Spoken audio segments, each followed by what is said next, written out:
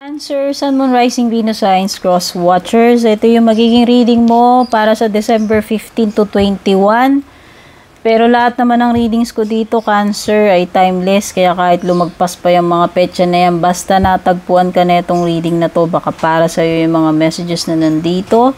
Thank you so much, Cancer. I'm very grateful sa iyong patuloy na pagsuporta, pagsubaybay. Napakalaking tulong ng mga like, follow, subscribe, yung mga hindi nag-i-skip ng mga commercials sa videos ko, yung mga nag-share, nagko-comment, yung mga nagpapadala ng star super thanks at mga nag-a-avail ng private reading, nag-a-avail ng subscription membership. Pagdating sa private reading, tignan nyo na lang yung mga nakasulat sa description or yung sa pinakadulo ng video. Okay?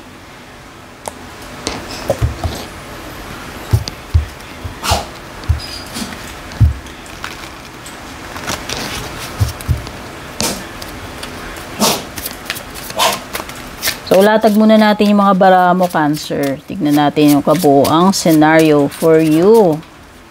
Based sa mga lilitaw sa cards. So, ayun lang. Meron ka misfortune dito. Cancer. Meron kang intelligence.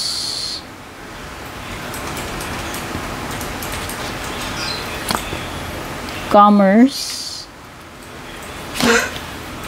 And then, passion. Kung may narinig kayo maingay, guys, hinihika yung chihuahua ko doon sa likod. Marites kasi yung mic ko. Malakas ang makasagap ng kung ano-ano yan.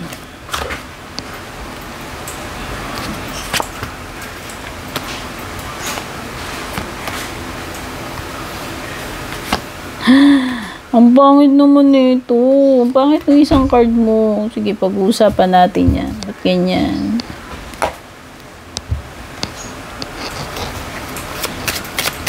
Oh my God.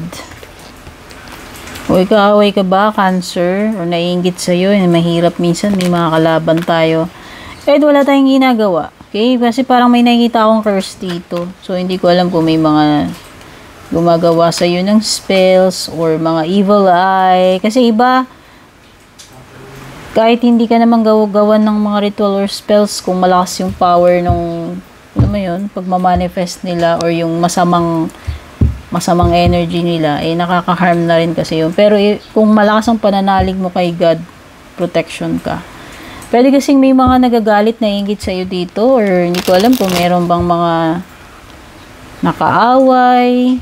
Or kahit wala ka nakaaway, yung may mga taong ganun mapanakit sila sa kapwa nila kasi may nakikita sila sa'yo na wala sa kanila or ewan ko, wala lang, yung iba gusto lang nila mambuli, wala lang magawa, ayaw ka lang nilang maging masaya, maging okay. So may nakikita ko rito na pwedeng mamalasin ka. Sorry naman, Cancer, ha? Yung lumitaw, may card ka dyan. May mga misery, misfortune dito. Sabihin na natin, mga unfortunate events. Para medyo gumanda naman yung tunog, pero ganun pa rin yun eh. Okay? Nakikita ko rin na may mga books. So, ibig sabihin, may mga matututunan ka. Pwedeng bagong experience, knowledge, skills. Or may mga discoveries ka rito. May mga malalaman ka. Pwedeng ganun. Yung iba pwedeng may mga matters regarding health or sa business. Profession mo ba yan? Sa medical field ka ba? Or negosyo mo related sa mga ganung bagay? Or meron ba ditong something about pawn shop, mga alahas, or sa legal, sa court, mga legal matters? Mga business transactions, meron din. Nakikita ko rin na magiging passionate ka or someone na magiging passionate sa'yo. Passionate ka sa isang bagay or sa isang person or yung person yung magiging passionate sa'yo. Nakikita ko rin yung iba dito parang baka yung iba parang lagi kayong walang time, wala ng energy, palaging pagod, drained. Parang meron kasing energy vampire dito or may nagde-drain ng energy mo kasi nga parang may Parang sabi dito, may nagka-curse sa'yo, nagwi-wish sa'yo ng hindi maganda.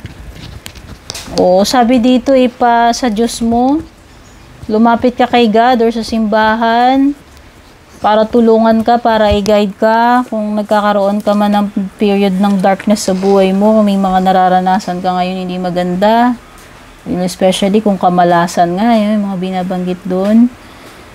So nakikita ko pwedeng may mga bagay dito na hindi ma-accomplish, hindi maumpisahan kasi nga not enough time or energy or resources. Kailangan mo daw ng protection, no?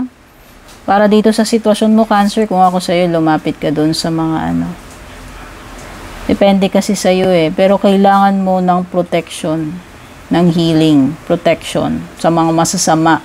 Mukhang meron ditong tao na sa'yo ng mga kamalasan, kasamaan, nagwi-wish sa'yo ng hindi magaganda. At huwag ka mag-give up. Mag-pray ka na mag-pray. Magpa-bless ka, magpa-cleanse ka. Kung ano naman tong situation mo, wag kang panghihinaan ng loob, matatakot at magsusuko. Okay? Ngayon, pagdating sa love life mo, yung iba dito pwedeng may pagtatalo, hindi pagkakaunawaan, sagutan. Pwedeng yung iba mag-away-away talaga to the point na hindi muna mag-uusap, mag-disconnect kasi hindi naman magkaintindihan, hindi magbigayan or parang pataasan ng pride. Ayaw pakinggan yung isa't isa. So, ayan yung iba dito, mga pag-aaway ng mag-asawa, pwedeng may kinalaman sa pera, hindi lang sa inyong dalawa Pagdating sa pamilya sa mga gastusin siguro, mga responsibility sa anak. Basta parang iba dito may asawa na or yung kadilyo. Whether ikaw may asawa, pareho kayo may asawa or kayo yung mag-asawa. Yung iba kasing mga scenarios meron Pero nakikita ko naman na willing naman na maayos to or maayos yung problema ninyo. Nakikita ko dito na may pagbabati. Andun yung willingness na gagawan talaga ng paraan yung problema para maayos. At saka parang may mga pag-amin dito, may reveal card merong confession, may mangungumpisal sa'yo, ewan ko, vice versa. Kung sino man sa inyo yan, may mga aminin, may mga sasabihin, may mga matutuklasan, di ba sabi ko may malalaman ka rito Okay? So, yung mga signs na meron dito, meron ka ritong Virgo, meron kang Scorpio, may Pisces, Aries, Taurus, Leo, Scorpio, Aquarius, tsaka water signs, Cancer, Scorpio, Pisces, mga kapareho mong water signs. May energy ng bata rito, young energy, whether may bata kang kadil dito, anak mo, pamangkin mo, kapatid mo, or someone na mas bata, romantic man yan or hindi. Or may pagka-youthful, sabihin mo na, baby face, umasayahin, very lively, energetic, may pagka-romantic, may pagka-creative. Or maybe this is your inner child. Parang may binabanggit na inner child wounds Okay, so sabi dito parang may person na manipulative or obsessed. Pwede rin may mga canceled na mga events dito or mga sagabal, aberya. Okay, pwede may bad news Sorry naman kasi may misfortune ka. So, inaalat overall. Cancer, wala akong magawa, yun lumilitaw. Meron talagang mga sagabal, aberya, blockages, may delays dito sa world card reversed mo. Possible na may mga hindi makumpleto matapos. Period ng disappointment, sabi ko nga inaalat. Wala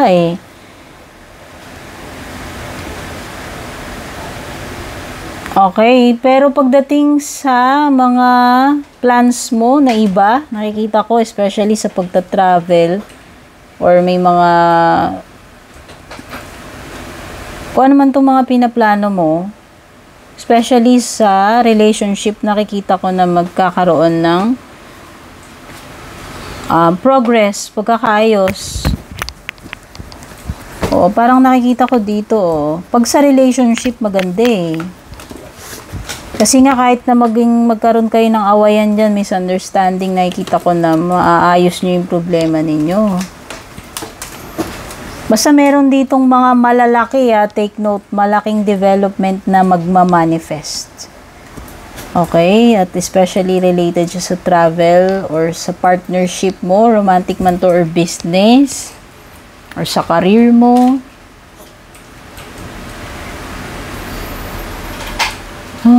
Okay.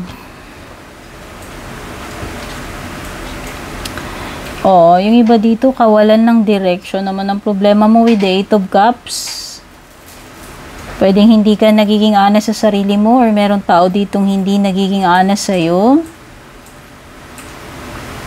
Or parang nag-i-stay pa kahit hindi na dapat mag-stay. Staying for the wrong reasons. Ayan. Pag sinabing in limbo, nasa parang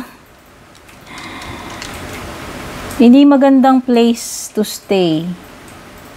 No, you are stuck in a rut. Walang magandang patutunguhan yan.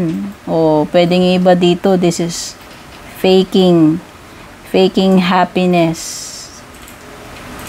Yun na nga, hindi pagiging dishonest mo sa sarili mo, in denial, or not telling the truth, yan.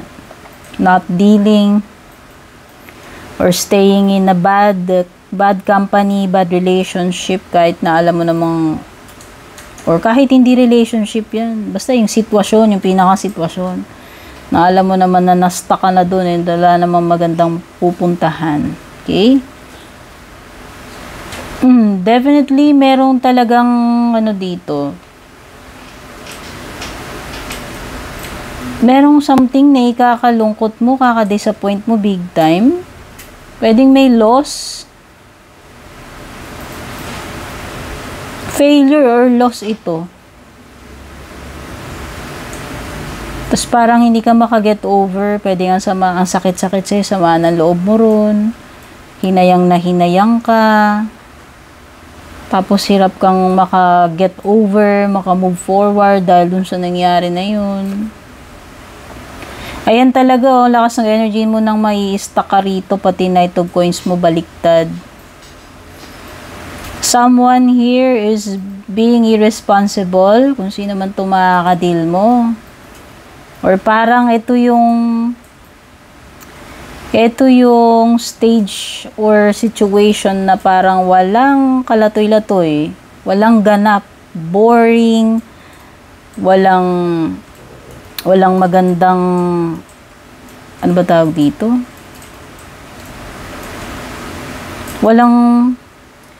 Hindi masaya kasi walang kinang, lackluster, alam mo yun, yung parang sabi ko walang kalatoy-latoy.